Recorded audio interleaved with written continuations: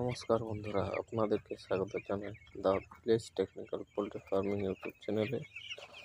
দেখছেন আজকে হচ্ছে আমাদের মুরগির 6 দিন। কালকে ভ্যাকসিন দেওয়া হবে।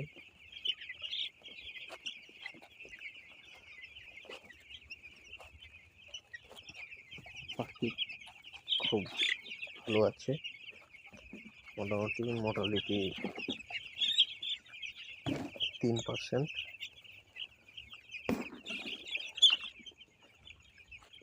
অসুবিধে দেখা যাচ্ছে না।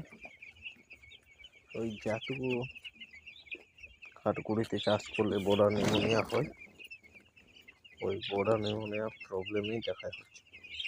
বাকি আর আলাদা কিছু সমস্যা নেই।